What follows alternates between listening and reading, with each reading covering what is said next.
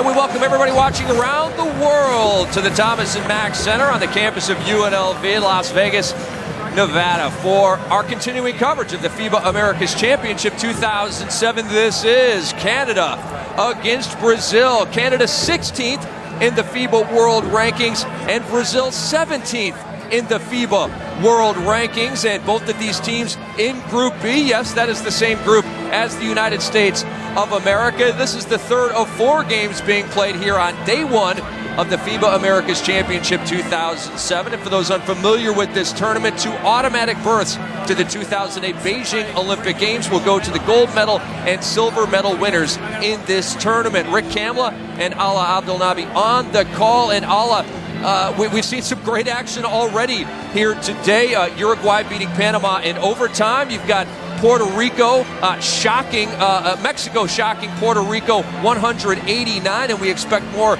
fireworks here today. This should be a good one. Absolutely. We've got Canada with a lot of guys that have played in America. We've heard of them, but it's really all about Brazil. Leandro Barbosa, that kind of team has a strong backcourt. Let's see what they do tonight. And the starting lineups brought to you by State Farm, and Barbosa is in the starting lineup for Brazil, obviously. Thiago Splitter just taken late in the first round by the San Antonio Spurs. Murillo Becker is up front as well, and in the backcourt, Machado and Silva for Brazil. And for the Canadian national team, well, no longer is Steve Nash the leader. He is retired from international play, at least for the Canadian national team. May come back if they make it to the Olympics, but maybe not. Obviously, Steve on the wrong side of 30, and it's up to the young guys to carry on the tradition. And you've got Jermaine Anderson. He is now the point guard for this team. Carl English, a lot of D-League experience at the 2. The 3 is Olu Famatimi. Jesse Young is the 4. And the 5 is Samuel D'Alembert. And what a story he is. Born in Haiti, moved to Montreal at 14, and just got his Canadian citizenship at the 11th hour on August 7th, and much to the delight of that great man, Leo Rautins, head coach of the Canadian national team. Absolutely, and if you remember that name, Leo Rautins, obviously from Syracuse fame, was a great player at Syracuse, played overseas for a number of years, now finds himself coaching the Canadian national team, and he's got his son on that team as well. But when you talk about Canada, they really do miss a guy like Steve Nash, as any team would. Canada's full with a lot of athletic guys who could finish. But the problem is, you've got to have that conveyor of the ball, the one who gets them the basketball.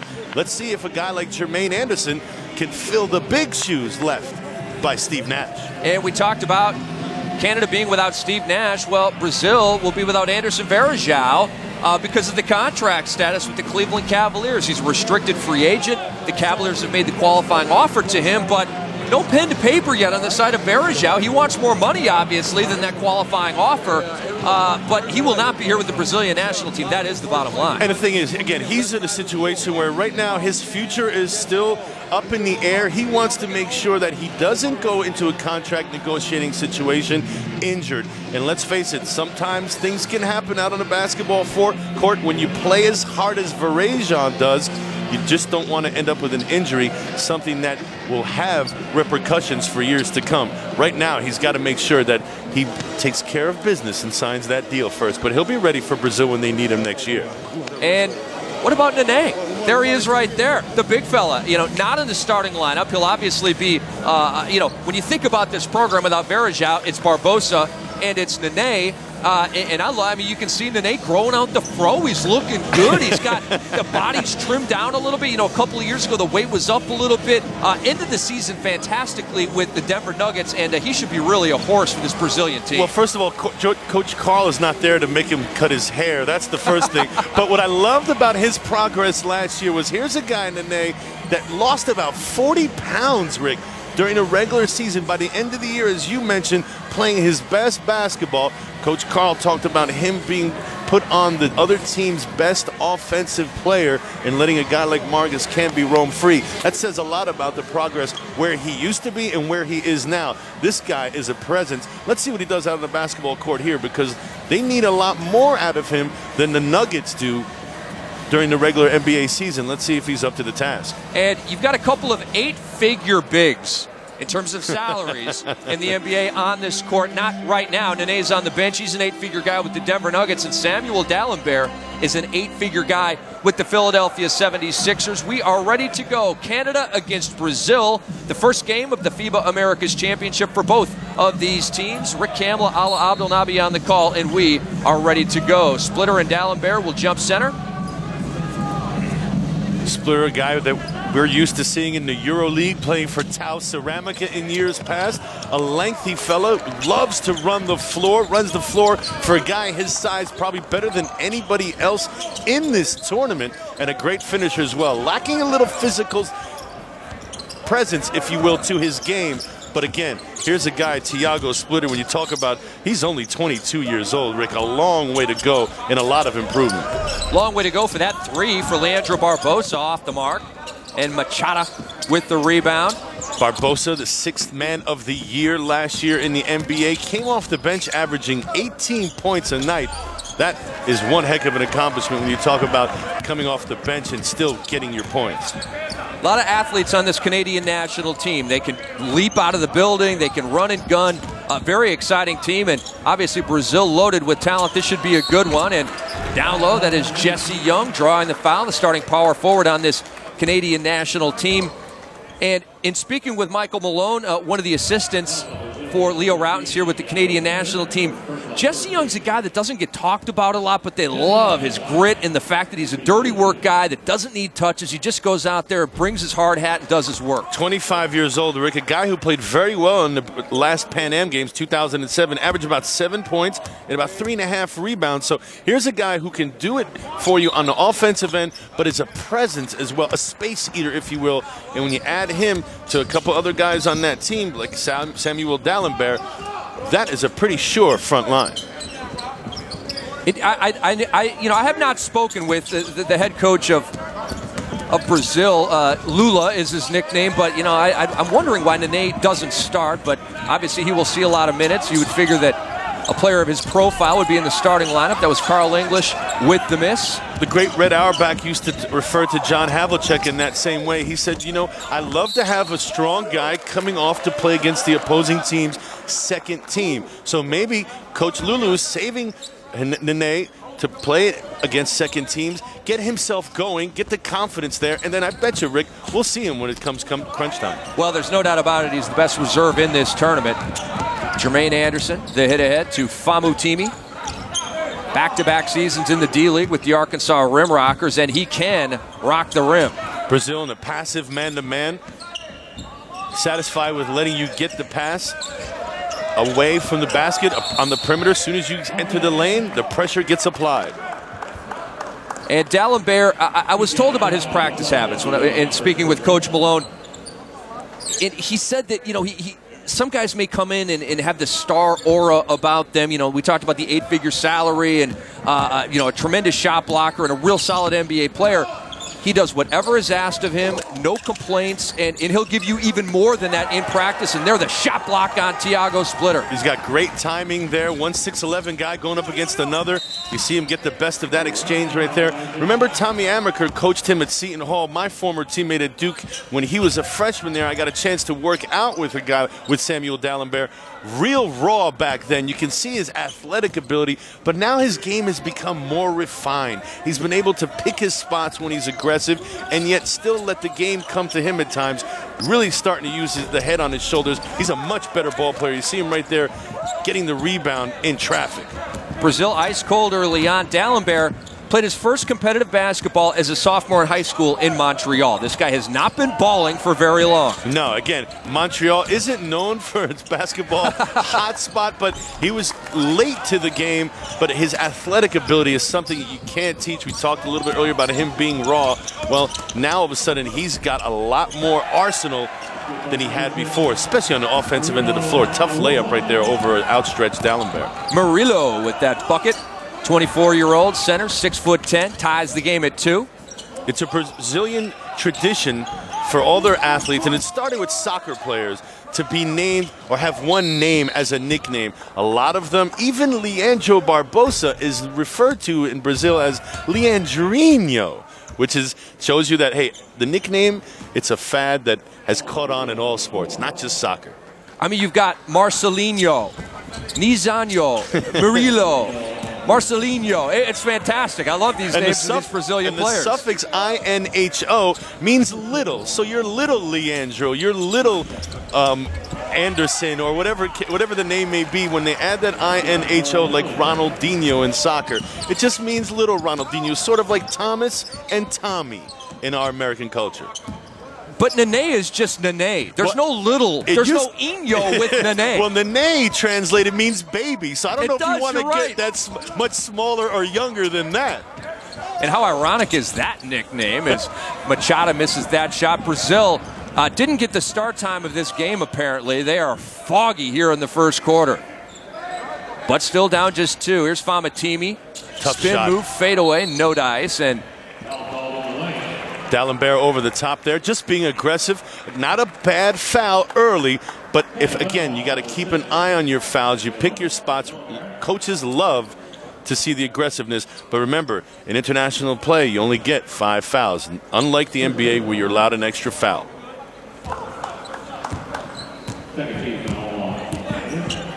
quiet crowd, quiet game to start here.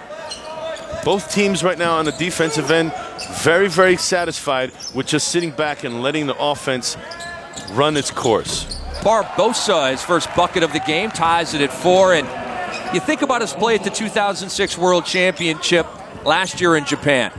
Not good. 13.2 points per game, just 2.8 assists, and is the leader of this Brazilian national team. They need a lot more than that from Barbosa. Absolutely. In the 2005 edition of this, Barbosa was on top of his game, averaged over 21 points, 5 rebounds, 4 assists, and 2 steals. Wow. So we know he's capable of doing it on this stage. Whether or not he can do it tonight, Canada may have something to say about that. And that was Carl English fading and going glass. That was a sweet bucket by the kid born in St. John's, Newfoundland. He's 26 years old. He gives Canada a 6-4 lead. Not a lot of movement on either side of the ball right now. On defense or on offense, teams are still feeling themselves out, feeling each other out right now at the beginning of this basketball contest. Barbosa lost it on the drive, but a foul called. He's going to be aggressive like that all night. That's just who he is. Look at that. Oh, D'Alembert erased it. Great he got rotation by his guy, but D'Alembert was there. Second block of the game already. That's what Samuel does. That's why they want him there. Again, the anchor of their defense. Great block. Good rebound by Jesse Young, and a foul called on Thiago Splitter. Lula Ferrara. Not pleased. Looks like somebody just took his lunch away from him. Lula, it's early, baby. Look up. Samuel D'Alembert, 2 blocks, 1 foul. Canada on top.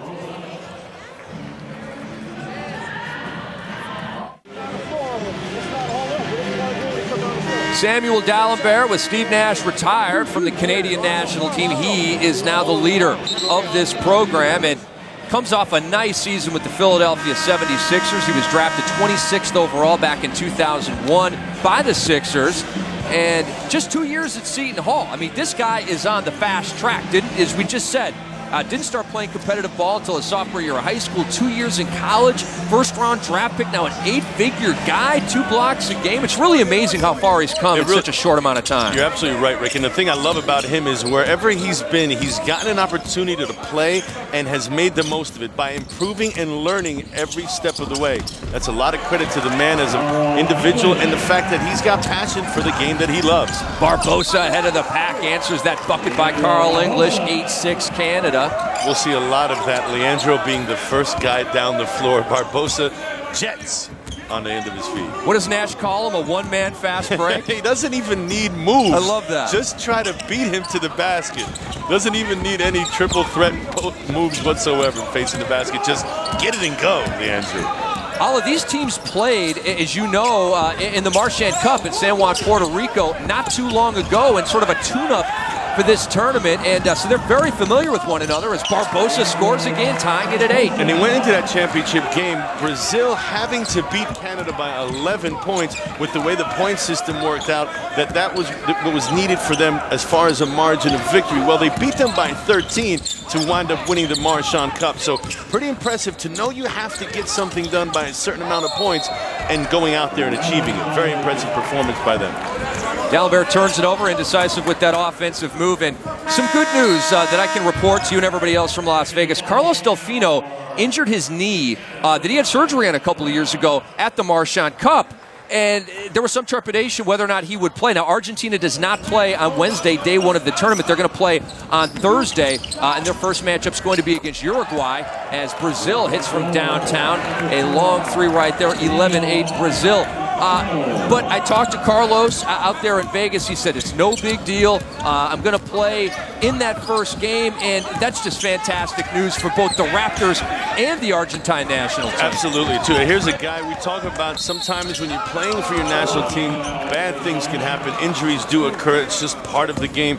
You'd like to see a guy like Delfino who's going to a new opportunity in a new environment in Toronto. You want to see him start with his best foot forward. It's good news that his knee's coming along nicely. And you just saw Leo Rautins, head coach of the Canadian national team, on the bench. And, you know, you think back to last summer when Tony Parker broke his finger in the jersey of Leandro Barbosa in, I believe, the last friendly before the World Championship. So, you know, you're playing the game. Injuries can happen. And thank goodness Tony Parker, who injured his ankle a little while ago, is going to be okay for the Eurobasket tournament coming up in early September. I mean, can you imagine if he missed back-to-back international events because of injuries and friendlies? Yeah, it's a tough break at times, but again, it's something that's just part of the game. Great finish right there. Brazil on the fast break, filling the lanes. JP Batista down the lane, the 25-year-old center, 6'10", looking deft here with the finger. I didn't know JP Batista could finger roll. I'll tell you what, the book on him, he's a strong bruiser type, but had a little bit of finesse right there. A lot of touch on that finish, not so much on the free throw. Not so much. Oh, the no-look underneath, and Batista will head back to the free throw line. Machado with a sweet find to Batista, who will have a chance to make amends from the stripe. The persistency pays off there, the hustle by the collective team, and that's D'Alembert, I believe the foul is on, if I'm not mistaken. It is. Yeah. And that is his second foul early. Something to keep an eye on. 2 fouls, 2 blocks, but the most important category at this point for Canada is the 2 fouls. Samuel D'Alembert, the Haitian sensation as he's been called, is going to have to take a seat. That's a big loss for Canada so early in the game. No doubt about it. But you're always told as a basketball player, when there's a shot blocker under the basket as the last line of defense, you attack shot blockers. What they want you to do is be passive, to be timid. But when you go at them and you force the issue, chances are good things are going to happen. Referees reward aggressiveness. You saw a perfect example of it right there.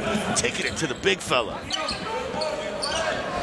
Brazil, after the slow start, on top 15-8, and almost another turnover right there, overplaying Valtinho Silva.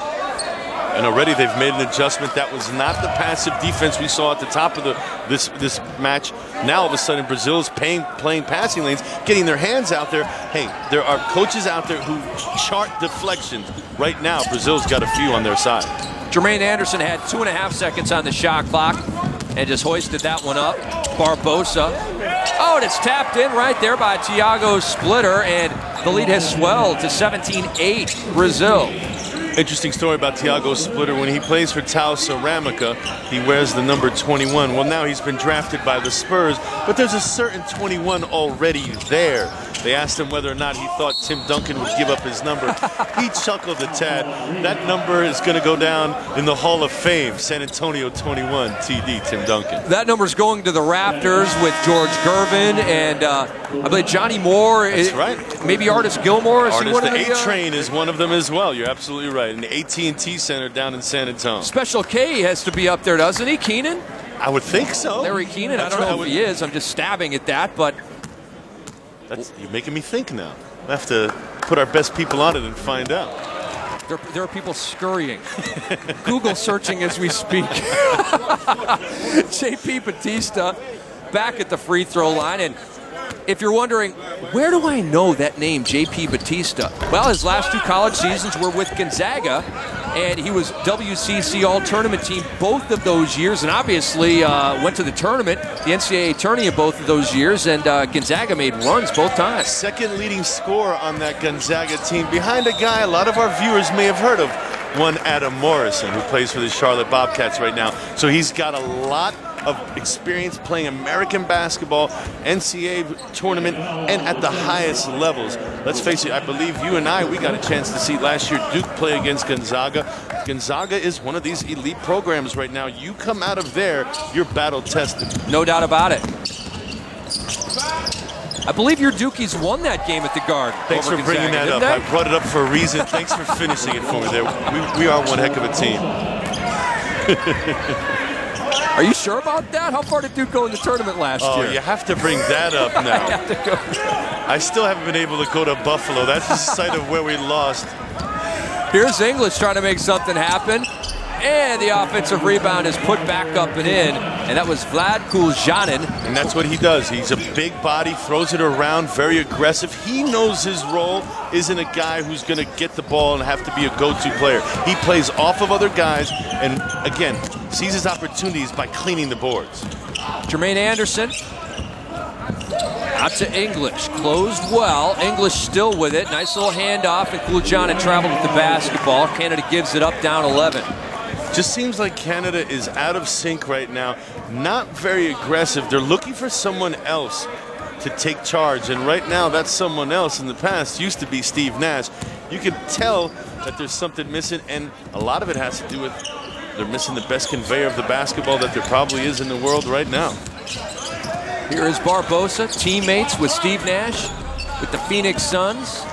And the weak side rebound to Carl English. Canada looking to get themselves going here. Brazil having an easy way of it up until now. Tough shot. Denham Brown with a force, but the UConn grad knocked it down. And he was drafted in the 2nd round by Seattle in the 2006 draft. And they cut him almost immediately. 2 preseason games with Seattle, and that was it. And this is a dude, Denham Brown, 19 per in the D-League with Tulsa last year. 2 years ago in this same tournament, he had 28 points against the USA team. Denham Brown, people remember him. He was a graduate of the University of Connecticut, beat my Blue Devils in the Final Four. He was like their Vinnie Johnson. Yes, he was. Instant heat, microwave, as soon as he came off the bench. And sad to say that in that game against the Dukies, he had a fantastic game, and he's one of the reasons why that the Huskies wound up winning that national championship. He's a heck of a ball player. He's not one of the guys that they would talk about at the top of the broadcast, but at the end of the game and throughout the game making big plays. And Denham Brown actually left the D-League in March to go play in Turkey. And one more tidbit on him. This blew me away. And much credit to Dave Katz, our fantastic stat guy, for feeding us all this stuff. Had 111 points in a game as a high school senior. You're a baller. I don't care who you're playing against. If you get 111, you're a player. You know what that tells me, though, right? That he doesn't pass. He's got to learn to pass. After 100, he should have called it quits, Rick.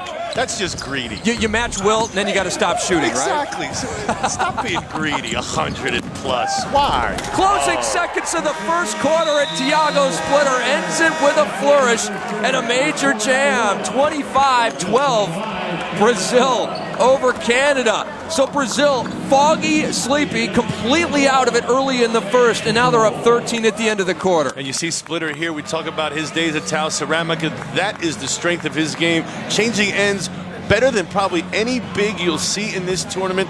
Again, great find right there. They do like to get up and down the floor. Some of it has to start from their defense, but let's look to see their aggressiveness on both ends of the floor. Right now, it's going for them. And Canada's got to get it going. They got to get their act together. They got to get Samuel Dalibor back on the court.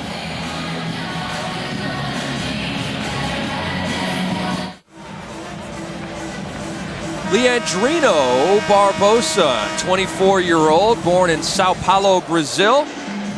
And he is the leader of the Brazilian national team, literally and figuratively. Absolutely. And you look at the difference there. We saw the stat sheet a little bit earlier up on our screen. 7 assists for Brazil, 0 for Canada. Canada just right now on the offensive end, very, very stagnant, out of sync. A lot of that has to do with the way Brazil's playing them. Up in their face right now, not giving them any room for movement. Levon Kendall out of pit, missed that shot, and Canada still down 13. Brazil back the other way, knocked away, and Canada will come back. Splitter, David Thomas. Splitter saw his open teammate there, just unable to get it to him. Oh, and a long shot by Juan Mendez. And that was a 3 from Mendez, and he brings his team within 10. So wholesale changes. We have a lot of substitutions. We talked about Levon Kendall and Juan Mendez. Andy Roughton, son of head coach Leo Roughton's also into the game, and Canada trying to run. Ball comes up. Oh, I thought that was going to be a dunk. David Thomas couldn't gather himself, but he does get the layup, and Canada starts the second quarter the right way. Us old guys, we just like to say he was conserving his energy there. He's got a lot of basketball left to play. He's 30. It's still 2 points. Barbosa for 3 points. Someone's going to have to get on him, because right now you think he's been able to get to the basket and knock down the threes. He's going to be almost impossible to guard if someone doesn't step up right now and offer up some kind of obstacle. David Thomas with maybe not the best shot selection of his career, and there's a good look at Andy Roughton's, currently balling for the Cuse. Looks a lot like his dad. Interesting thing about what Brazil is doing on offensive end as we watch Leandro here drain the long distance 3. On the other end of the floor, Brazil is keeping Canada to 1 shot and done. 1 and done, as we like to call it. Getting offensive rebounds is just not part of Canada's game right now. You got to give credit to Brazil. They're doing a great job on the defensive end of the floor.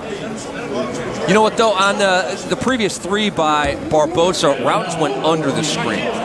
Well, that's because of his speed. He's afraid of, as he turns the corner, he doesn't want to chase Leandro, and he's never going to be able to catch him if you give him a half an inch. So what he did was go under, but he can't stop somebody who has it going on all cylinders. So that just speaks to how unstoppable Barbosa can be when he's on his game. You just got to pick your poison, right? Absolutely. Do you play off of him? Uh-oh. Oh, we don't. That's the coach's son right there.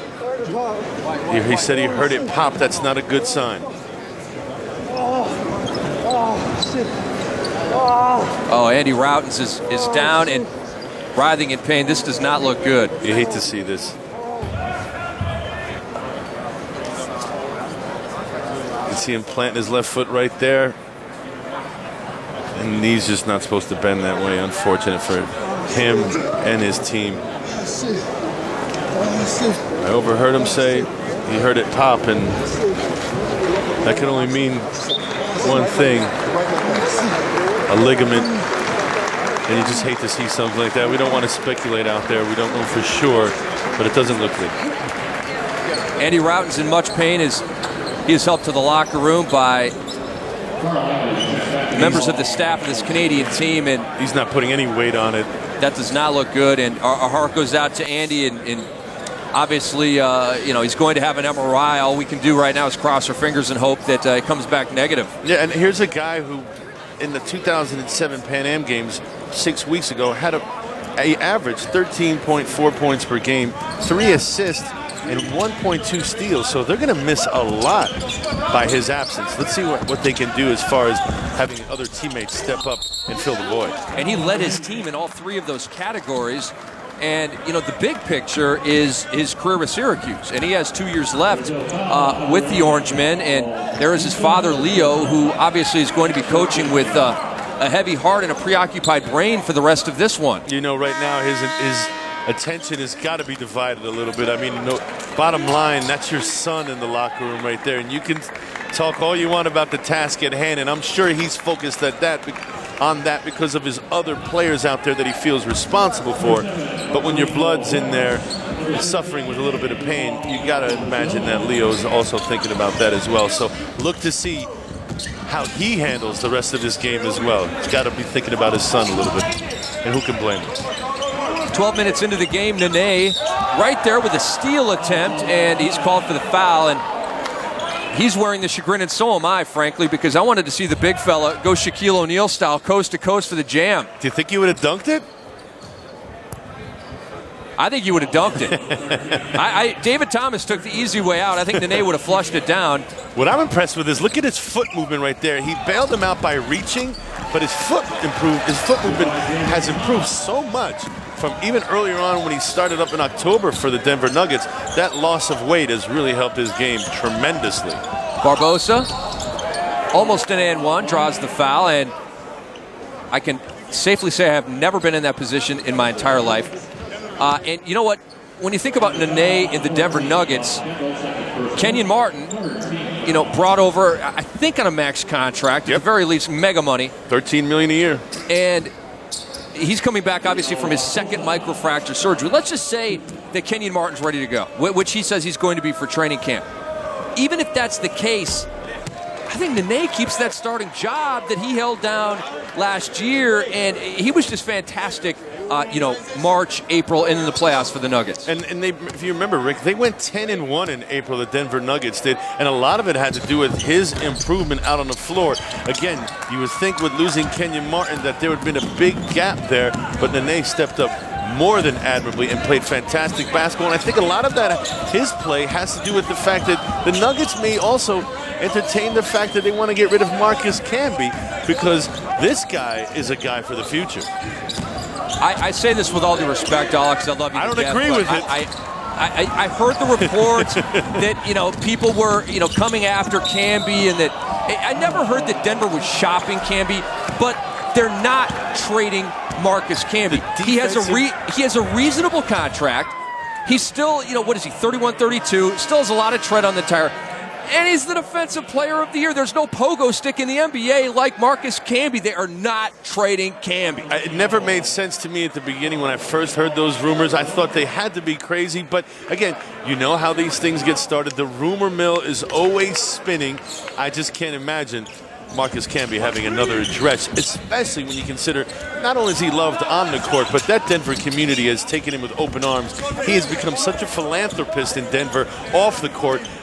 He's endeared himself to the community. I can't imagine Denver without Marcus Camby. Let's put it this way. The reports on Camby potentially being traded did not originate out of Denver. No. We can safely say that, because I know the Lakers wanted him, and they offered, Kwame and some stuff for Camby, and I'm sure Denver laughed. Anything short of Kobe, and obviously not trading Kobe for Camby, there's nobody on the Laker roster you could give Denver for Camby, and it would be a fair trade. I would agree with you. I'm thinking that George Karl wasn't on the end of those pitches. He was not trying to get rid of his best defensive player and the best defender in the league. How do you do it? And he's 7 foot tall. I don't understand how you can do that. The fact that it was even out there, if I was Marcus Camby, it would bother me a little bit, just to know that I'm on the trading block. But again, those are just rumors, and I don't think there's any substance to it whatsoever. I agree. 30-19, Brazil over Canada. Just over 6 minutes to go in the first half. Canada struggling to find points, and Levon Kendall gives them a J. 6'9", 23-year-old, born in Vancouver, British Columbia, played his college ball at Pitt. Big bucket. Absolutely, and they needed it. It's been a long, dry spell for them, and the thing about it is they haven't gotten easy baskets, Canada. Everything that they've gotten, Brazil has made them earn.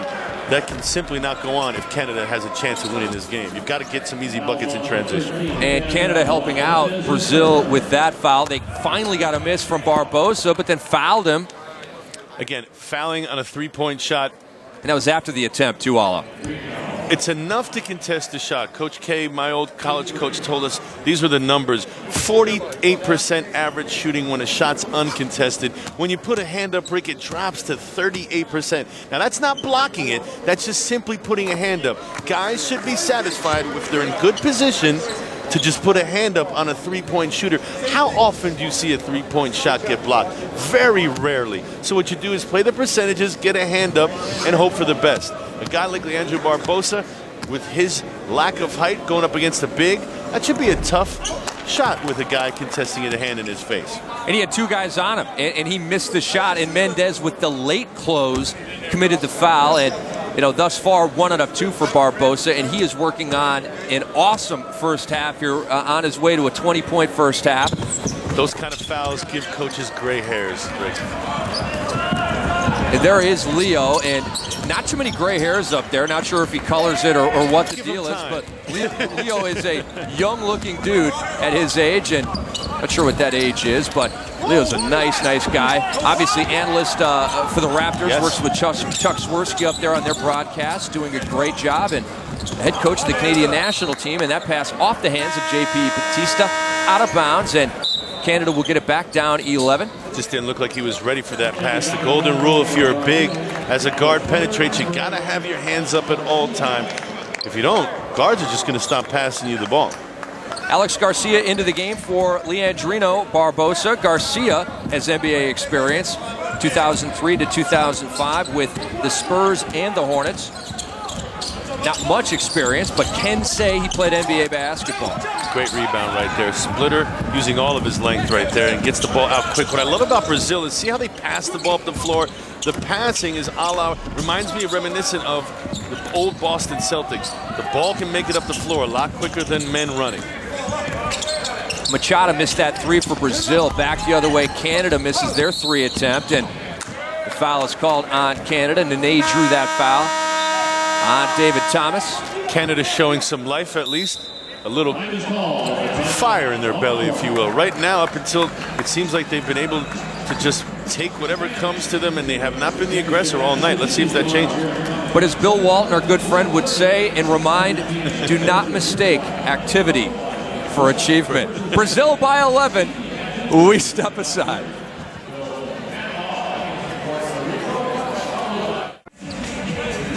Welcome back to Las Vegas, Nevada, the host city of the FIBA Americas Tournament 2007. Glad to have you with us. Rick Kamla, Ala Abdelnabi on the call. Brazil by 11, and there's a look at Nene.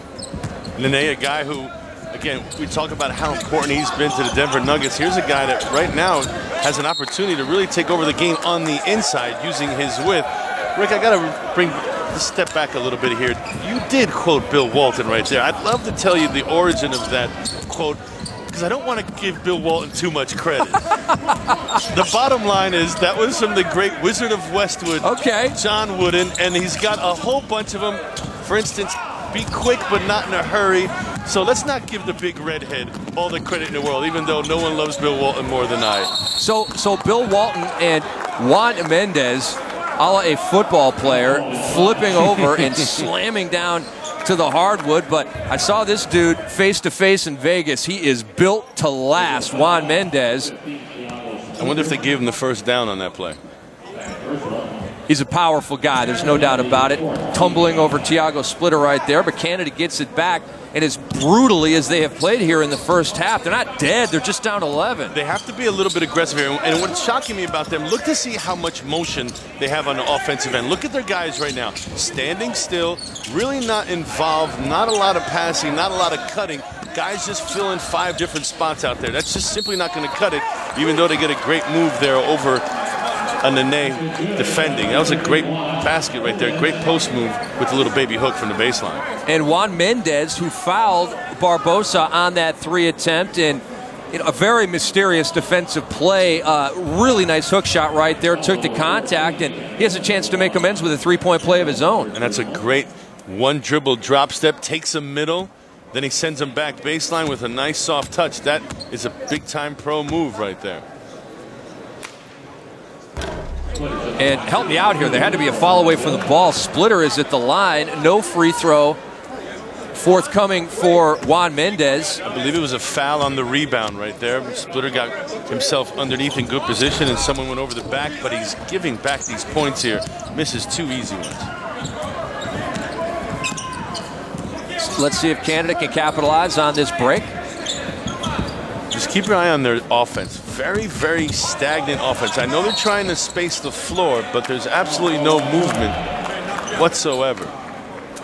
Alex Garcia fouled Carl English on his drive, and Lula Ferreira says that was ticky-tack if ever I've seen. Now, who is that? Who do we attribute ticky-tack to? Is that Vital? Absolutely. Yeah, that's a Dickie V ism, if you will.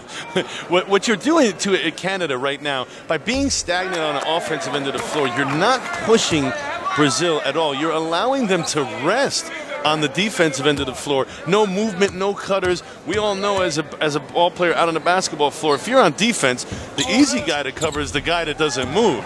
The guy that never stops moving, that's the tough assignment. Right now, if you're Canada, you've got to pick up the pace on the offensive end. Make Brazil work. Canada chipping away at this lead for Brazil. It was in double figures moments ago. It's now down to 8. Now it's on Canada to get a stop. And look at the size mismatch. Nene against Mendez. Somehow they threaded it down low to Thiago Splitter, who lays it up and in. It's back to 10 for Brazil. Don't know if that was by design, but it still worked out. And what they were allowing Nene to post up, but they had a lot of guys that were going to sink in and trap him. So yes, may have a size advantage, but he's going to be outnumbered whenever he gets the ball in the post. Canada's going to see to it. Mendes had a low touch there, but he was defended well, and Brazil back with it.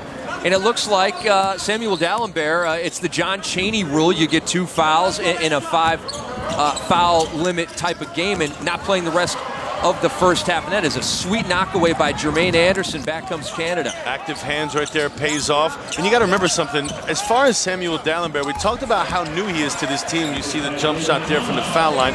Here's a guy that really hasn't gotten the confidence of his coach yet. Coach Routens doesn't know whether or not he's capable of playing with 2 fouls, so to be on the safe side, you sit him down.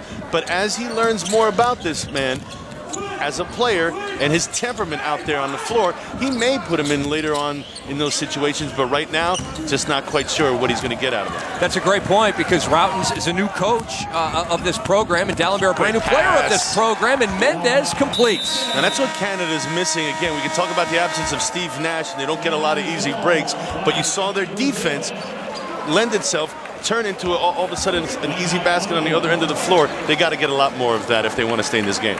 Hey, credit Canada for hanging around. They're only down 6 despite playing badly.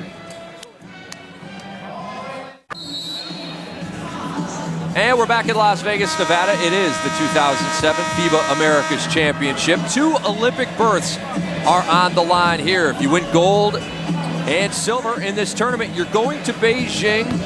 And if you finish 3rd, 4th, and 5th in this tournament, you are still alive. This is a pre-qualifying tournament about 6 weeks before the Olympics next summer. And if you do well in that tournament, then you can get the last couple of bids to the Olympics. So still opportunities to make the Beijing Games. As we speak, Spain is in, courtesy of winning the World Championship last fall. And China, being the host country, they are in as well. Everybody else vying for those spots. Those 2 precious spots we talk about at the end of this tournament, everybody really would love to put themselves in that sweet position to not have to worry about doing more work prior to the Olympics. You want to make sure you're well rested, you want to practice, and you want to be a smooth oiled machine, but you don't want to expend any emotional energy that it would take if you had to qualify 6 weeks prior to the Beijing Games. Mendes underneath, and he has been fantastic off the bench. The sweet feed from David Thomas. It's a 4-point game, and Thomas has a ring. It's not an NBA championship ring, but he won a ring when Michigan State, the Spartans, won the championship with Mateen Cleaves and Mo Pete back in 2000. He was on that team. Yes, played for the great coach Tom Izzo. I'm a big fan of his. You can tell just by playing for Coach Izzo, he was taught the game the proper way, and he plays the game with a heady confidence, and you got to like that about a guy who, again, has flown under a lot of people's radar, but he knows what he's doing out there on the floor. Very, very talented. Well, that's a nice save right there by Jermaine Anderson. Still time on the clock. 5 with which to work for Jermaine Anderson. Nice job splitting the defense. Poor looking shot right there, and over the back on the rebound attempt, and David Thomas throws it up in frustration over his back. But you have to credit Leo Routens, Michael Malone, the staff there on the bench for Canada, keeping this team in it and, you know, not rolling the dice Desperado style, getting D'Alembert back in the game. They're still very much alive, and D'Alembert should be ready to go, shot out of a cannon, in fact, in the second half. You would hope so, and the thing about it is, what I like about Canada is they have not panicked. They've realized that this game is a long way to go. Possession by possession, you don't have to come out and do this spectacular thing. Keep it simple, limit your mistakes, and that's what they've done. I've also seen them notice that on the defensive end, they're much further out on the floor, forcing the Brazil's offense to be 25, 30 feet away from the basket, and you've seen Brazil have to work for everything they've gotten. With about 56 seconds left to go in the second period here, you're seeing a different Canadian team now. Nene got about 7 minutes of run, and he will sit down. Brazil, on the strength of those free throws by Nene, they're up 36-30. Looking for a post up here, nothing. They're going to go to pick and roll. Mendes. Oh, has he been awesome off the bench for Canada in this first half. That a 3, and it's a 3-point game. And that may be just the thing to get him going. Versatile player. Look for the post up first, nothing there. Pops out to the 3, Rick. That is a rarity. Oh, Levon Kendall almost threw it away. It is taken back in Canada. Chance to tie with a long one, and a bad pass by Jermaine Anderson, picked off by Silva. Back he comes for Brazil. Kind of telegraphed that one. Silva saw it coming all the way. And Barbosa says, this is my time, guys. I want to get 20 before the half. He has over half the Brazilian points, down to 3 seconds left. And is that a kickball or a foul on Levon Kendall? I think they called the foul there, but you don't want to. I think Leandro made a bad decision right there. The referees looked like they rewarded that. Never try to dribble through a double team, which is exactly what Barbosa tried to do. Yeah, they did get a kickball right there. So 2 seconds left for Brazil right here before the half. A low-scoring first half, and that is good news for Canada because, you know, Brazil has a lot of firepower. And I want to ask you this: defensively, has this been a case of Canada taking it away from Brazil, or has Brazil rested on their laurels a little bit because things were coming very easily for them when they had that 12, 13-point lead? And it seems to me like Brazil really has just been foggy and distant here late in the second quarter. Well, I think they've switched places. I think it was Canada that was a little lethargic at the beginning of the game. Brazil, the aggressor. Now, maybe it's just human nature. You find yourself successful, doing very well, you tend to relax a little bit. Canada behind the 8 ball from the beginning of the game. They have more of a sense of urgency. No surprise now that it's only a 3-point game. Let's see who can maintain their aggressiveness and that high level of intensity, because it seems like both teams right now are finding it very fluctuating, if you will, very hard to maintain over a whole duration of a game. And right now, it seems like Canada is getting the better of Brazil right there. That was an obvious kick. And for the viewers watching around America and around the world, let's hope they land on the same page, both of these teams in the second half, and, you know, just wage a battle here in Vegas. Brazil currently up 3. They got one more chance with 2 seconds left, and Barbosa wounded slightly on that foray to the hoop. It's going to take a lot more to keep a good man like him down. He's used to the bumps and bruises of 82 games. This is going to be, I would imagine, the ball going right into his hands. No surprise there. Here he is from deep. Oh, we couldn't get that shot to go, but Barbosa, a big first half, and his Brazilian national team on top, 36-33. He has been the story for Brazil in the high teens in points, and Samuel Dalembert and his 2 fouls has been the story for the Canadian team. Absolutely. We thought he was going to start off great, had 2 quick shots, but then being so aggressive, he got himself into foul trouble. Let's see what he can do in the second half. Well, we're going to get a good look at Samuel Dalembert in half number 2. Let's hope he stays out of foul trouble. Halftime festivities on the other side.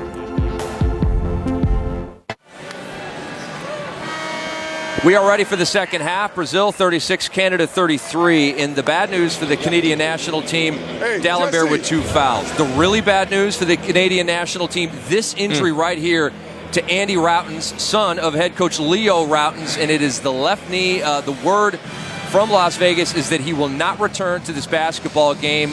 We do not have anything more beyond that. It is a knee injury, and he will not return. And we don't want to speculate as well because we really don't know all the facts. But what we do know is he's not going to be able to come back in the game, as you said.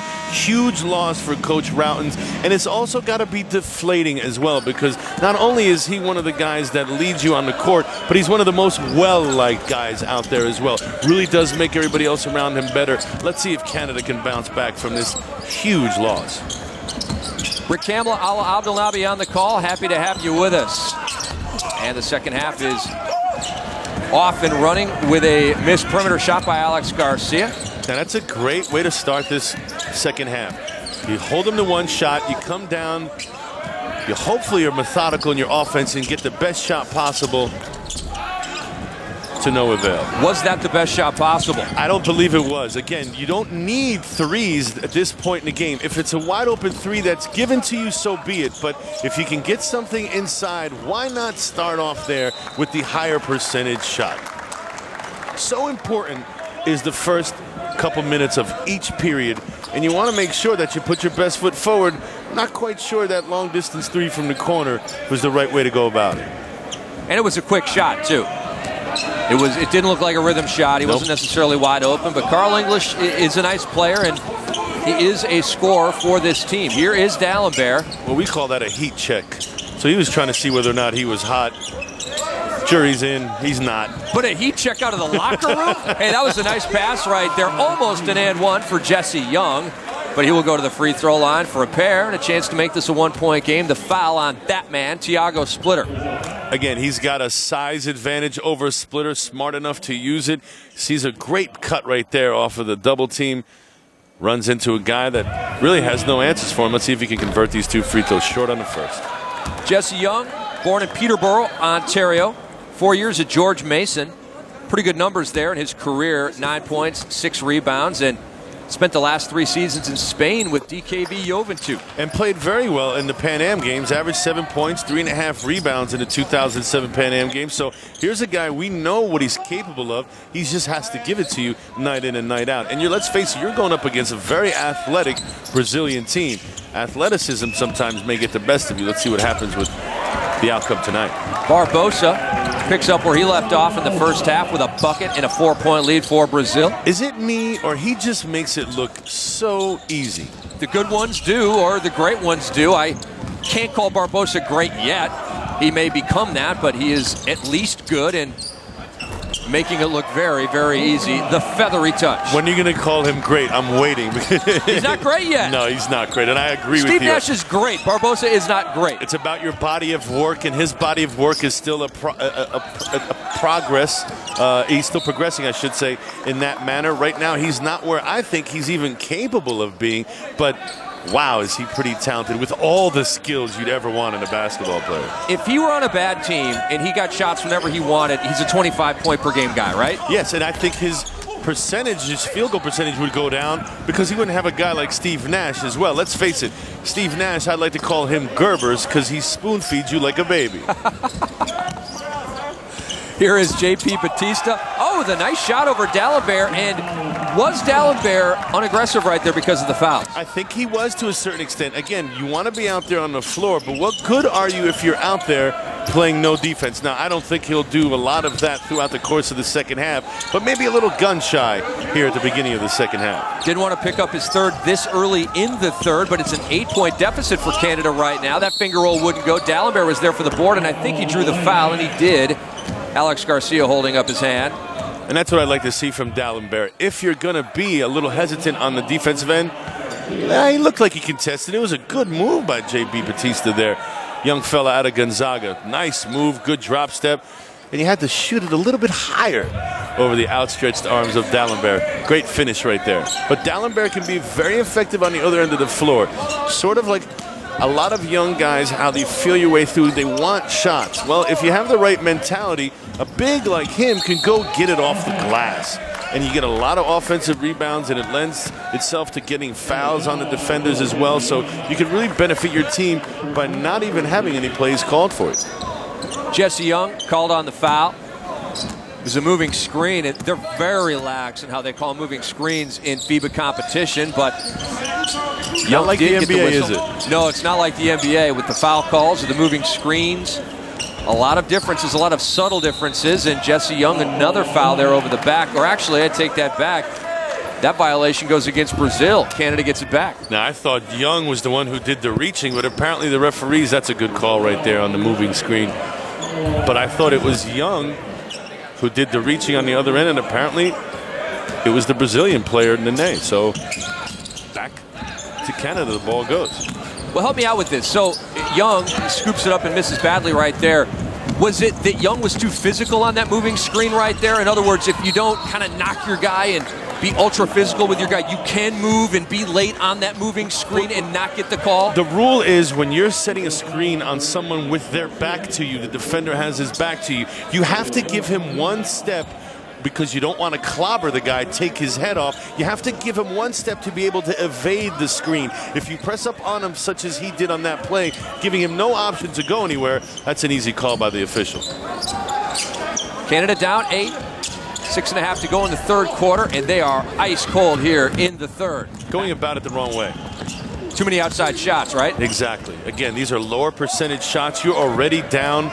You're not doing yourself any favor by playing into Brazil's hands right now. They want you to shoot long distance shots. Garcia to Splitter, and Splitter was fouled from behind from the elbow.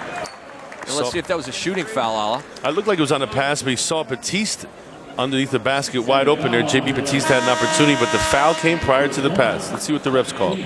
Jesse Young, a magnet for Flesh here in the third. I think that's 3 fouls in 3 minutes. I'm not sure, but a lot of whistles going against him. And maybe good news for Canada. Juan Mendez back in the game. He was there. He really spearheaded their attack and their run in the second quarter. And Barbosa, a rare miss.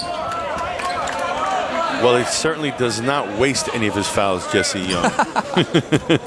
He's going to let you know that he was there. Barbosa, nice move on D'Alembert. Couldn't get the roll, knocked out of bounds by a splitter, and it will go over to Canada. And Canada's teetering here, it feels. I mean, you know, another 5:07 to run by Brazil, and Canada's in a tough spot. But here down 8, if they can go on a 3-0 run, a 5-0 run, now we got a game again. So I think stuff really hanging in the balance right now for Canada. And their destiny's in their own hands right now. I think they have to be the ones that really kind of seize the moment. Up until now, that's a great shot right there. Maybe that'll help them along the way. But they've been, it seems to me, very satisfied with what comes to them as opposed to going out there and dictating the tempo. Maybe we'll see a little different Canadian approach in the second half. Splitter and Thomas fight for the board, out of bounds off of Splitter, who looks beefed up, doesn't he? He does look a little bit buff. We've seen him over the years play for Tau Ceramica. Was always known as the lean player, the one who wasn't overly aggressive, wasn't overly physical. Looks like he's added a few pounds. Now, that may be just sitting on the beach at Copacabana down in Brazil, where he's a little doughy, but I think he's hit the weight room. I think he has as well. Here's Mendez slithering through and scoring, and the foul. Juan Mendez continuing to make plays here. Canada's right back in this thing. Just what the doctor ordered, being aggressive. That is going to help, not just on this play, but it's going to help throughout the course of the rest of the game. Canada has to remain aggressive.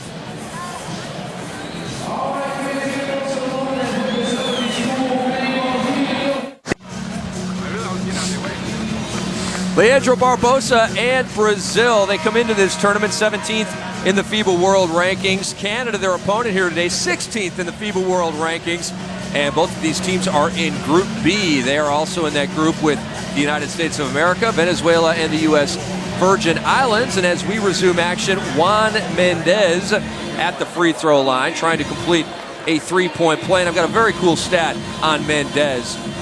The all-time leading scorer in NCAA history for Canadian players at 22-10. And he played at Niagara, second all-time in that school's history behind Calvin Murphy. I'm going to give you the old Johnny Carson line. I did not know that. You did not know that? Well, I knew about the Calvin Murphy thing, and that's pretty impressive when you talk about the second in scoring at a small school in Niagara. But given the fact that Calvin Murphy, Hall of Famer, great player in the NBA for years, pretty impressive. He's in rarefied air. Yes, he is. And the elite at Niagara University. It's impressive, right? No Canadian scored more points in Division I than Juan Mendez, who has been fine for Canada in this game. Nene looked to draw a foul right there on D'Alembert. No call, and a long bucket for Brazil is sent in by Leandro Barbosa, and the lead back to 7. A little bit more information on Mendez. He is from the Dominican Republic. His parents are of Dominican Republic origin, if you will, and he's got 11 brothers and sisters. Wow. So pretty tough at the dinner table. That's why he's scrappy, or else he wouldn't eat. He's a tenacious dude. Missed the 3 right there. Barbosa goes high off glass, and then they bounding off of bodies, and it comes to Denham Brown. Back he comes. Down 7 is Canada. D'Alembert wants it. He's got the smaller Garcia on his back. Come on, Sam, take him. Goes to the hook shot and misses. Now, when you see, we'd like to call it as a big thing. I got a mouse on me right now. You cannot take a left-handed fadeaway jump hook when you have a diminutive one. He's going to hear about that, isn't he? He's going to hear about it from me, let alone his coach. All bigs around the world are offended right now. And it really put his team in a bad spot, because now they're down 9. Well, now they're down 7. Nice jump shot by Denham Brown. The guy we talked about, the product out of UConn, the Husky, 6'7", able to knock down the 3 there. Tough shot. And Mendez took one for the team. JB Batista knocked him over. Canada gets it back down 7. That's always been his MO. A wide body, doesn't mind throwing the beef around a little bit. Maybe a little bit too much thrown around, a little too aggressive right there. Referees catch him with the foul. Barbosa was made with 190 last year in the NBA, and he shot 43% from three-point range. However, the three-point line's a heck of a lot closer here in international play. That's got to feel like a layup to him. Absolutely. And when you think about the fact that not only is he the center of attention on this team, he's going to get a lot of touches. Let's face it, you play much more relaxed and comfortable when you're the main man. Wouldn't surprise me to see him really flex his muscle out here in this tournament, because he's the main guy and everything revolves around Leandro Barbosa. Well, he needs to, frankly, coming off a very subpar world championship last fall. And the foul right there on Juan Mendez. And a pretty good decision, right, to take D'Alembert off of Nene and put Mendez. I mean, you're giving up a little bit in size, obviously, but you can't get that third foul on D'Alembert. Absolutely, and you can always send another defender and double team as well, too. So what you want to do is you're protecting your best big, and you can also play defense by committee there. So you're really not losing much.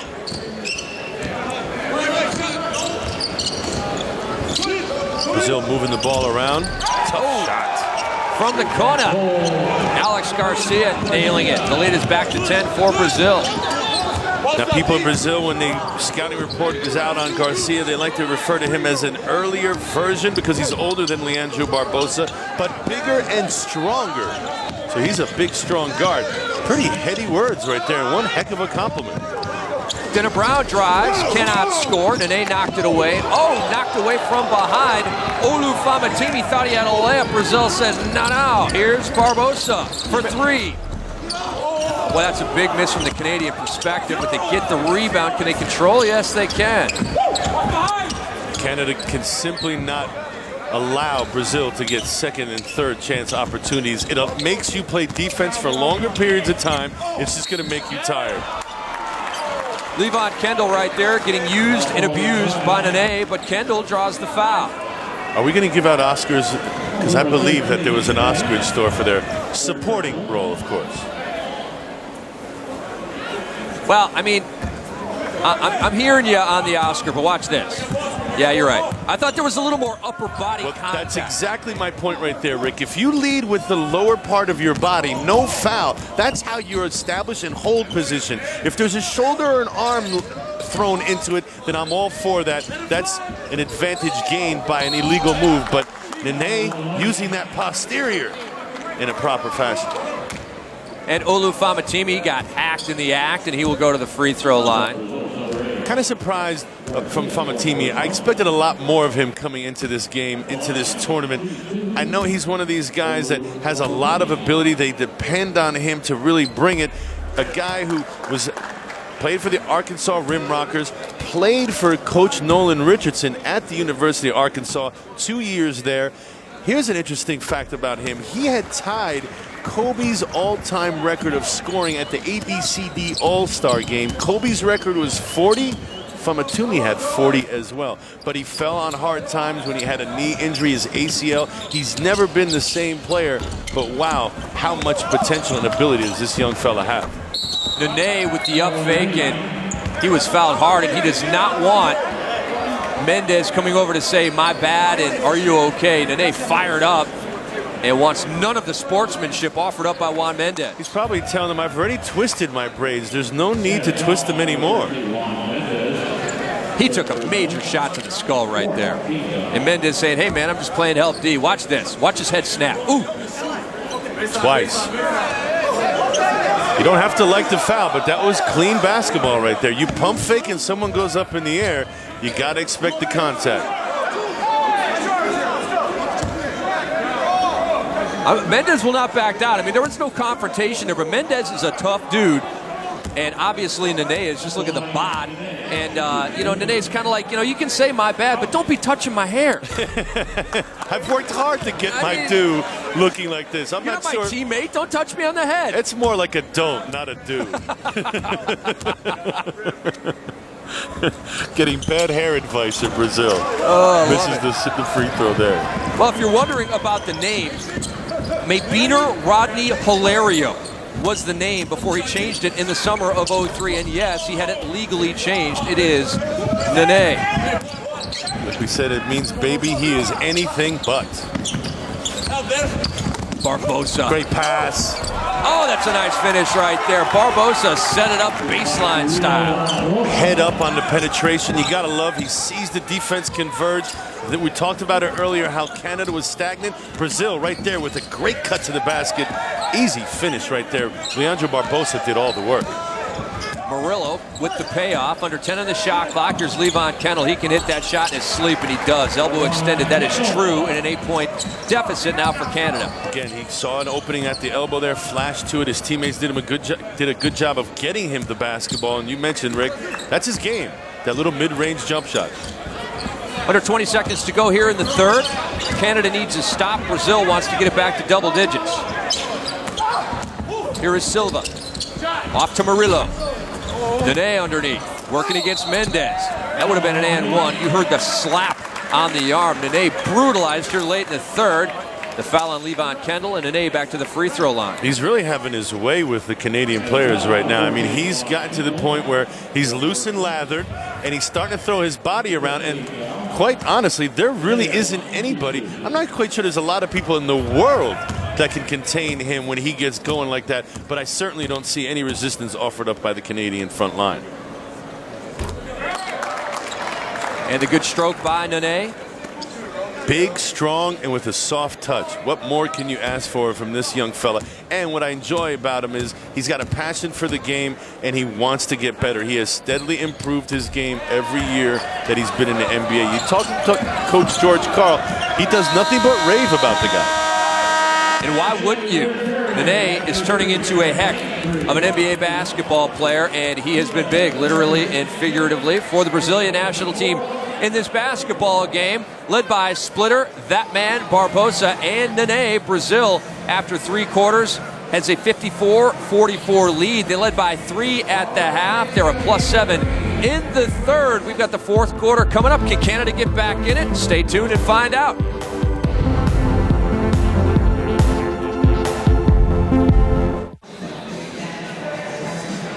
Well, Leo Routens and the Canadian national team have won the battle with the referees a little bit here. After the foul shot by Nene, there was 1 second left, but they started the clock too soon. There was 3 seconds left when he towed the line, so they're redoing it basically here. 3 seconds left for Canada. One last shot. It's Jermaine Anderson from just inside half court. And now we are officially through 3 quarters in Vegas. And we're going to keep it right here through the break.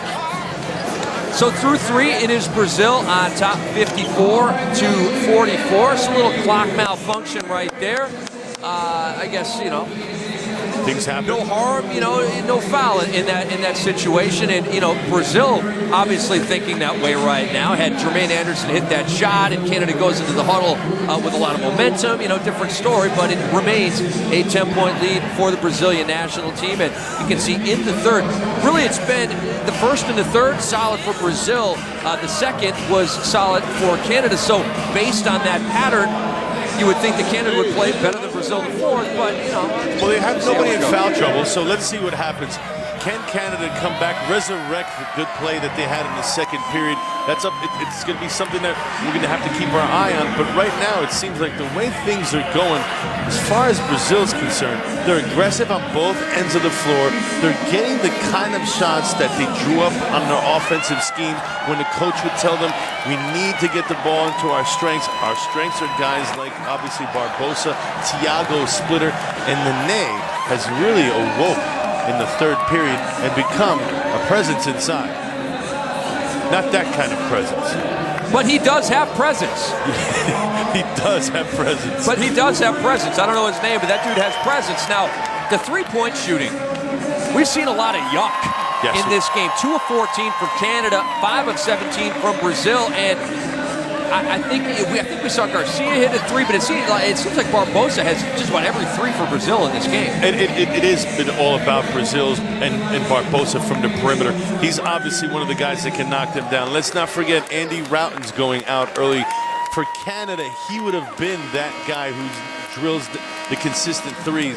But here's a guy, you look at Samuel D'Alembert, he doesn't have to worry about fouls right now. If he doesn't come out and play all out, I bet you Coach Routens is not going to be pleased. Maybe light a fire under Samuel to bring it in the fourth quarter, because it's do or die right now.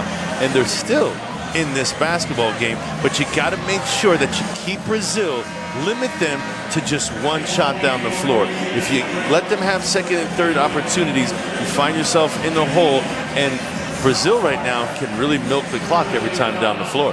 As you and most of our viewers know, you trigger runs to get back into games on the defensive end, and that is the strength of D'Alembert's game, so he needs to wreak all kinds of havoc on the offensive end for Brazil, turning away shots, getting rebounds, getting the one and done, as you said. And here is English. Nice feed into D'Alembert. He scores. It wasn't a clean dunk, but it is now an 8-point game. Right on cue as well. He must have heard us talking about him, but again, you have to get him involved, and you'd be surprised when a guy scores on the offensive end, his D picks up as well. Barbosa with the air ball, very rare indeed, and back comes English for Canada. You like to start right now if you're Coach Routens. You've gotten your big guy involved. Trap it into corners here. Mendez for three, yes, it is good. A 5-0 run for Canada to start the fourth. We got a 5-point game. Great find right there. They tried to trap the Canadian player in the corner, was able to get rid of the basketball. Fine, Mendez. Juan is stroking it right now. Juan last year played in Israel for a team called Nahariya. And what was Thiago Splitter thinking?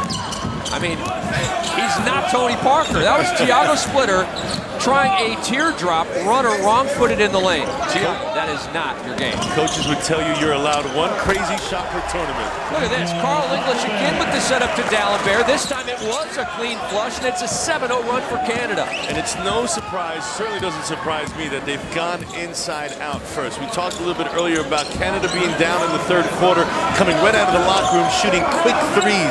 Those are low percentage shots. They've changed their approach. They've gotten it inside to the big men, and they've been rewarded thus far in the fourth period. Back comes Brazil off that miss. It is Barbosa. On the wing, here is Silva. It is good. Big bucket for Brazil. It's back to 5. Changing ends quicker than the Canadians are. Canada has to get back and identify players. It's one thing to just get back in the run in the lanes, but Brazil's running to corners. You have to identify where people are, especially in transition. Carl English really playing a point guard role, but now hoists the long three and he hits it. We got a 3-point game. 2-point game, excuse me. Confidence, you can see it growing in the Canadians right now. Everybody is a much different person, and as a collective unit, as a team, you're obviously much better when you play with some confidence. And Brazil is settling for the long shots here in the fourth, and Canada closing well, rebounding well. Mendez, oh, and it's followed home by Samuel D'Alembert. We're tied at 56 with 7:12 to go. Just like that, in a blink of an eye, Canada is back. 10-point deficit to start the fourth. They're back in a tie game. Where have you been, big fella? All night long, we've been looking for that. He started off the game strong. He seems like he wants to end the game off strong as well. He is climbing the boards, both ends of the floor as well. Well, the first two here in Vegas have been good. Looks like game 3 is going to be good. Stick around.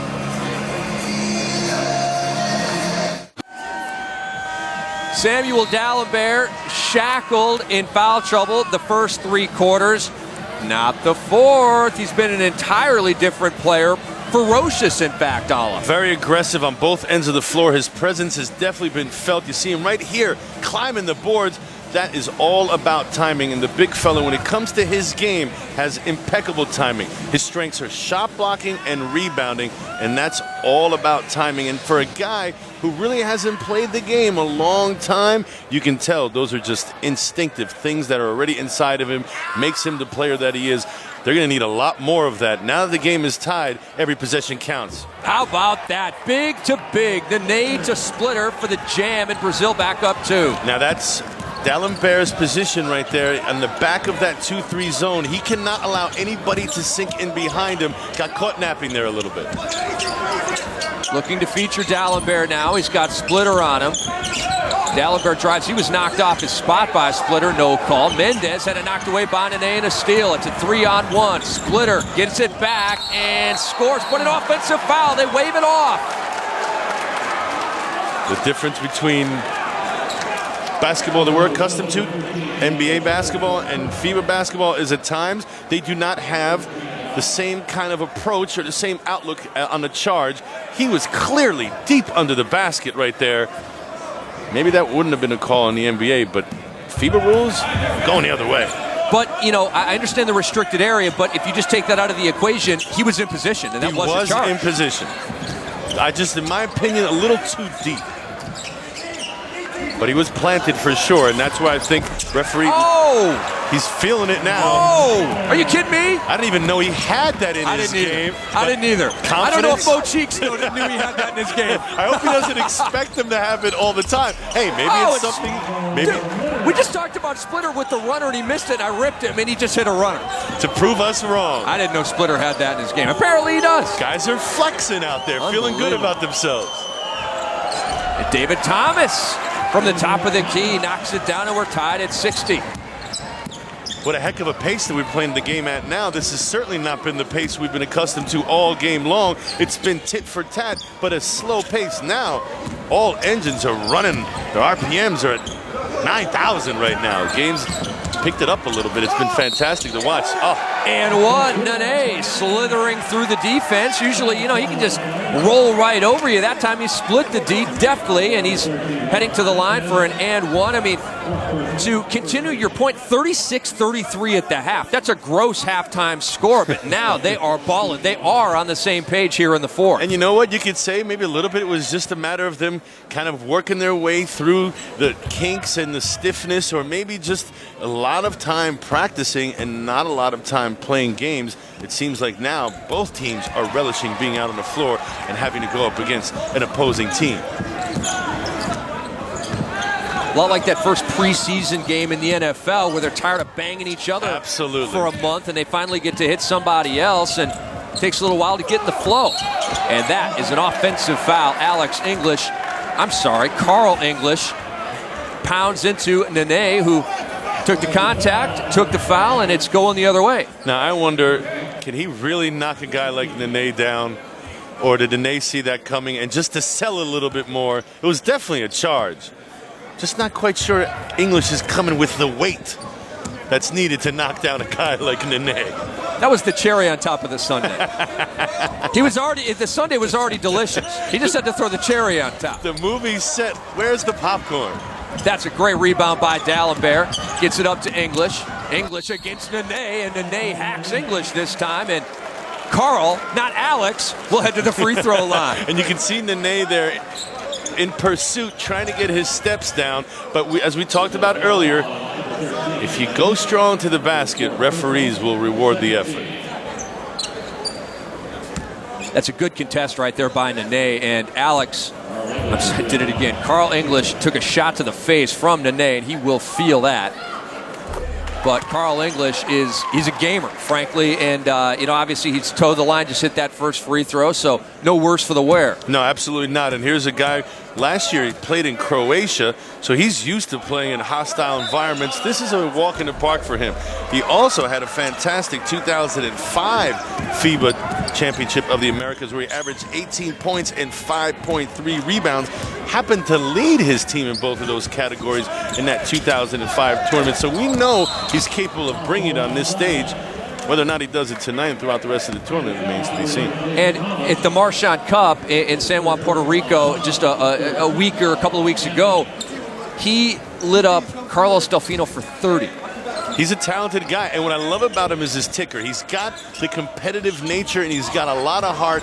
Doesn't mind mixing it up with guys that maybe, in some people's opinions, outside or bigger than him, are stronger than him. He doesn't back down from anybody, so I love his tenacity as well. Splitter over the rim right there with the putback, 3-point lead. Mendez, and he's fouled from behind by Thiago Splitter. Juan Mendez. And he really triggered the run. Got Canada back in the game in the second quarter, and he's just kept it going. Juan Mendez has been fantastic. He has been fantastic. And you talk about a guy like Splitter, how effective he's been. That's one way to negate his effectiveness, by getting him into foul trouble, by putting him in a situation where he's on his heels, where he has to respond, as opposed to being the aggressor. You see him right now, 5 fouls coming out of the ball game. That was a heck of a move by the Canadian team to get it into a guy to get him out of the game. Now you don't have to worry about Thiago Splitter doing what he was doing all game long, being very effective, because now he's a spectator, just like you and I are. And having fun, by the way. Glad to have you with us watching around the world. We're here in Vegas. It's the FIBA Americas Championship 2007. In case you don't know, 2 berths in the 2008 Beijing Olympics at stake. The gold and silver winners in this tournament are going to the Olympics. And we have a 3-point game. Brazil on top. Barbosa trying to change that, and he draws the foul. Was it Ala on Samuel D'Alembert? I believe it was. We're going to have to take another look at this, see what the referees called. No, it may not be on Samuel D'Alembert. I believe it was on Juan Mendez. We're taking a look at him on your screen right there. But look at the change of directions. Look at that. You just simply cannot teach that. It's one thing to have the ability he has to beat people down the floor north and south, but to stop on a dime and go in a completely different direction, that is just a sight to see. It's a beautiful thing. For all you basketball fans out there, you're seeing athleticism displayed by Leandro Barbosa at the highest level. Mike D'Antoni had a great quote about him. He said, as fast as he is and as good of a shooter as he is, how can he not be good? He should be this good. You know, it's just a beautiful quote by D'Antoni. I mean, he does have the total package, the speed, the shot. He's got the in-between game as well. Barbosa's a stud, no doubt about it. And he's got that stamina as well. You never see him bowing out to a challenge. You never see him shying away from any tough situations in the game. He's built to last. And a bailout foul right there by Brazil, 35 feet from the hoop. Marcelinho, the foul on English. And we're just about 4 minutes to go in this game. And there was nothing going on that possession for Canada. That's just a bad foul by Brazil. And they've become stagnant now. What Brazil is making them do, and you can see them right here. Look where their offense is, 30 feet away from the basket. Nothing approaching the lane whatsoever. That is a credit to Brazil, but Canada has to remain on the aggressive end of this exchange right now. They cannot sit back and be forced to conduct their offense. That's just a bad shot. English almost got that one to go. The long 3 off the mark, and Brazil up 5, looking for more. Barbosa short, defended well, and that looked like it was off on D'Alembert, and they call it off on blue. So Canada gets it back down 5, 3:33 to go. They just thought that the Brazilian may have gotten a hand on it over D'Alembert's head. So on the safe side, we'll give it to Canada. Well, they're not showing us a replay, so apparently the ref got it right. I've been wrong before, You and I both. Now we'll be wrong again. Trying to get the ball into D'Alembert here. Not quite sure if that's his comfort zone, 15, 16 feet away from the basket. You'd like to have him post up a little bit closer to that trapezoid lane as opposed to being that far away. That's a jump shooter's range right there. And certainly I'm not quite sure yet that he's proven that he can be effective from 15 feet out. How do you like that?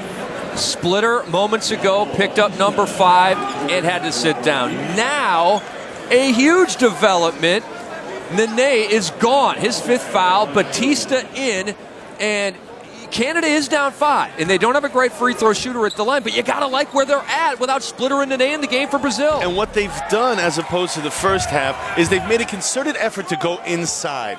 The first half, they really didn't do that. They let their perimeter players dominate the ball, dominate the shots. But now that they've gone inside, look what it's done for them. It's paid dividends by taking the 2 best Brazilian bigs out of the game. And D'Alembert cannot cash in at the free throw line, so Canada's still down 5, and now Brazil will go ultra small. And give credit to Coach Routens for sitting Samuel D'Alembert. He's the remaining big guy left on the floor right now, and he was the one who was in early foul trouble. And he got that rebound up over everybody else. English back for Canada, working against Machado. Trying to get down low to Juan Mendez. Samuel D'Alembert, did he travel? He did. Good call by the ref. Just couldn't gather that rebound and get the feet set. I'd like to take a look at that again and see if he had possession. As you know, Rick, you can't walk if you don't have possession. I'm thinking it looked to me that he was bobbling it a little bit there, but obviously the referee saw it another way. And we go the other way with Brazil on top by 5, under 3 minutes to go in the game. Another good one here from Las Vegas. Boy, it just looks like whenever Barbosa gets it, he'll shoot from anywhere, doesn't he? Looks like he's cocked and ready to go.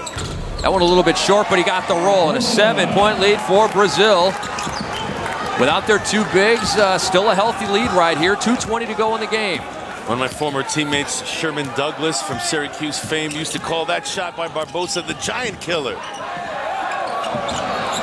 Very impressive soft touch there displayed by Barbosa. Oh, that's good defense right there on English. He split the defense with the spin and drew the foul, but they had him bottled up. That was almost a turnover. And that's exactly what a defense wants you to do, too. When they double you, they want you to turn your back away. What was great there was he stayed facing the basket, stayed aggressive, and left all his options still open to him. That is not an easy shot, folks, right there. Off of one leg in the middle of the lane, in traffic, with the soft touch.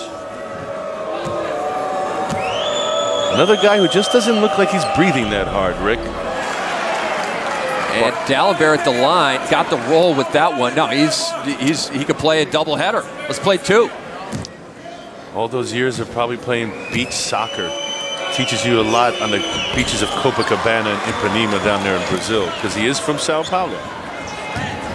Back-to-back free throws by D'Alembert. He was empty on a trip moments ago. That time 2 for 2. It's back to a 5-point game, and Canada needs a stop. We're under 2 minutes to go.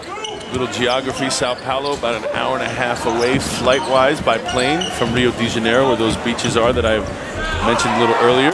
The tap in by Murillo off the miss. So who needs Nene and Splitter? The Pigs continuing to get it done for Brazil. The lead back to 7. $1:40 to go for Canada. And the book on Murillo is he's a good outside shooter with a nice touch, but he uses all of that 6'10" frame right there on that offensive rebound. Again, another youngster, 24 years of age.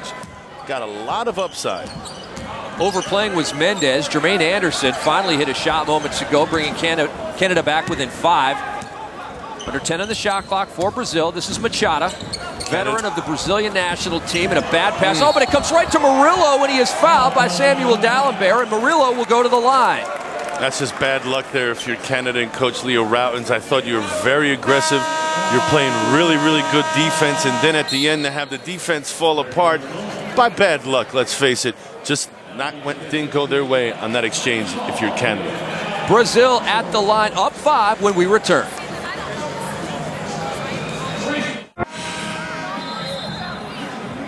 Well, this tournament's being played in Las Vegas, but that has not kept the Brazilian faithful from traveling north to check out their team, and they're liking what they're seeing so far. Brazil, thanks to Leandro Barbosa's 29 points, are up 5 late.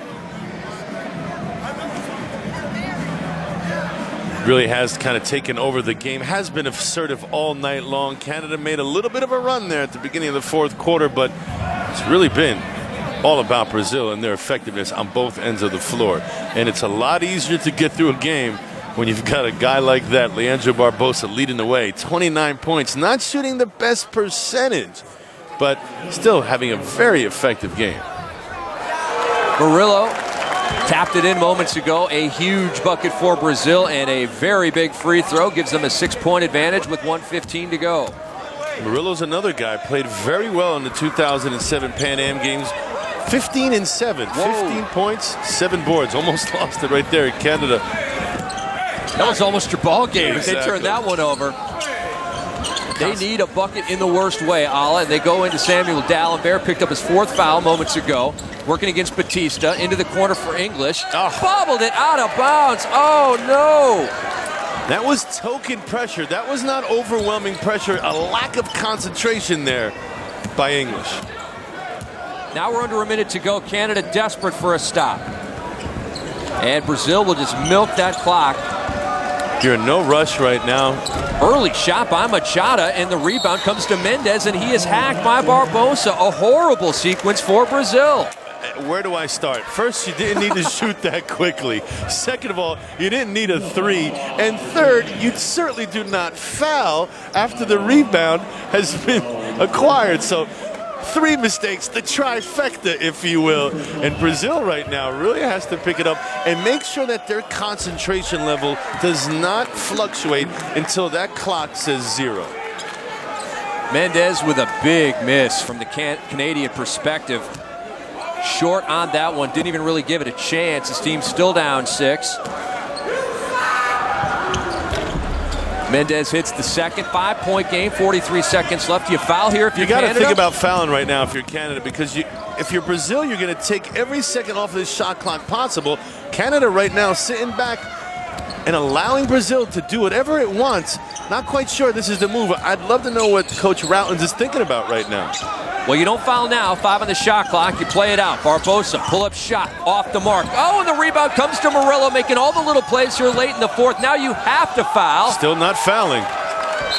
And they finally got the message from the bench. Routen's going nuts over there, telling them to foul, and David Thomas finally gives it away with 13 seconds left, but probably too late. 13 seconds left down 5. I question why they didn't foul when they had the first possession, because every second, Rick, as you know, is very precious. Right now you see the foul there on Barbosa on the reach-in, but when you allow a team to get into a rhythm on the offensive end and you're running around as a defensive team, helter-skelter, you give up offensive rebounds like Canada just did right there. So not only do you let them waste away a lot of time on their initial possession, but they get a second possession that you're incapable of fouling quickly on as well. So in that exchange, I would imagine Brazil wasted about 25 seconds. And let's face it, those seconds, every one of them, is precious. When you're down like Canada is, no doubt, look at the left side of his lip. Barbosa's got a fat lip, and he's had a fat game, 30 points. And he'll remain at 30. Another loose ball picked up by Murillo, who was just demolished over there in the corner, no foul. And now they give the foul with 6 seconds left on Valtinho Silva. Brazil, all is going to get out of here with a win, up 6 seconds left. A well-deserved win when you look at it from their perspective. But if you're Canada, you have to ask yourself, become a little introspective right now and ask yourself, what did we do wrong? What could we have done better? Because 6-point game with 6 seconds left to go, this could have been a totally different outcome if Canada would have taken advantage of those precious possessions at the beginning of periods, at the end of clocks, where they had an opportunity to get easy buckets off of turnovers, but they just simply have not been able to take advantage of the opportunities given to them all night long. You saw Lula Ferreira, the head coach of the Brazilian national team moments ago, sharing a chuckle with the official. And that is the clearest sign of all time that this game's in the bag. When the coach is relaxed, 1-0. When the coach is relaxed, all is well. And it's been really a total team effort. I mean, you talk about Barbosa in the 30 points. You know that Splitter made a ton of plays in this game before fouling out. Nene was fantastic before fouling out. Murillo, all the little plays. Alex Garcia made plays for this team. JP Batista at times was nice. This Brazilian team looks totally legit, even without Anderson Varejão. I agree with you. They have well-rounded players. They've got guys that have their roles have been defined to them. They're very comfortable in those roles. And let's face it, unlike a lot of other teams right now during the summer, this Brazilian team has played quite a bit of basketball leading up to this FIBA Championship of the Americas, as we look at the Venezuelan team there in the tunnel waiting to come out and play against the United States of America. But getting back to Brazil, Brazil has really set the table for themselves very nicely by starting off this game, this first game of the tournament, by getting everybody involved. There's not one person on that team that goes back into the locker room after the game and says, I didn't bring it, I should have done more. Everybody's contributed to this hard-earned win. And coming up after this one, the USA will take on Venezuela. It's on ESPN Classic at roughly 8 p.m. Eastern Time. So check out Kobe and Kidd and LeBron and Amari and all the studs going against the Venezuelan national team. One more shot for Canada. Juan Mendez, the miss. Final seconds tick off, and we are through. This is game number 3 of day 1, and it goes to Brazil by the final score of 75 267. Leandro Barbosa, a.k.a. Leandrino, leads everybody with 30. A masterful game for him. Lula Ferreira and Barbosa get out of here with a victory, and it's time for the higher play of the game, and it's set up ironically on a pass from Barbosa. All those points, and we show a dime, a kind one at that, from Barbosa to Murillo, and that is the higher play of the game. Murillo, like we said, making all the little plays, completing there off the kind dime from Barbosa. And what I love about Barbosa, penetration with his head up so he can see his options, sees what is available in front of him. The double team collapses. He sees Murillo diving in. What I loved about it is when Barbosa had a chance to get himself involved early on in the game, he did so. But along the way, he knew that he was going to have to get help. He got it from guys like Nene. He got it from guys like Thiago Splitter. The list goes on and on. There's a superstar that we're looking at on our screen right now who is not afraid of sharing the spotlight, and that bodes well for Brazil in this tournament and in days to come. And at the World Championship last year, we've given you the stat before. If you joined us late, he averaged 13 points per game at the Worlds in Japan last year. 30 points here in the first game of the FIBA Americas Championship. That is the Barbosa that Brazil needs, and he delivered in this game. Well, I would imagine he's on a mission of redemption, if you will. Played fantastic throughout the course of the season in the NBA for the Suns. You think that was enough for him? Well, no, sir. I think that he's got a job to do coming here, and that he sees now that guys like Anderson Varejão are not on the team, not able to play. More opportunity for him to excel. And let's face it, he's never been a guy to shy away from a challenge. He's a guy who's going to step up and be counted. We've seen it all night long, and look for a lot more of the same throughout the rest of this tournament. And how impressed were you by the fact that Splitter fouls out, Nene fouls out within, I don't know, a minute of each other? And you would think that that would be a death knell for a team, but it actually widened the lead after they left the game. Well, again, it's because, in my opinion, and we don't want to blame anybody, but Canada did not go inside anymore. We saw them for a little stretch there really go into Samuel Dalembert. They got advantages in the post. When those two guys went out, they stopped going to him in there, and for me, I don't know what the reason is, but you would imagine if you went to him with the bigs on the floor, why aren't you going to him when the advantage is clear and present? Well, they just simply didn't do that, and there's probably a lot of questions Coach Roughton is going to ask himself and of his team before they play in the next game. And we just want to send out best wishes and get well soons to Andy Roughton, the son of head coach Leo Roughton. He suffered a knee injury. It did not look good. Allah said Andy say he heard a pop, and we sincerely hope that the MRI will come up negative. All the best to the Roughton family, obviously, on a bad blow right there. And we are basically done here from Las Vegas, Nevada. It has been the FIBA Americas Championship 2007 for our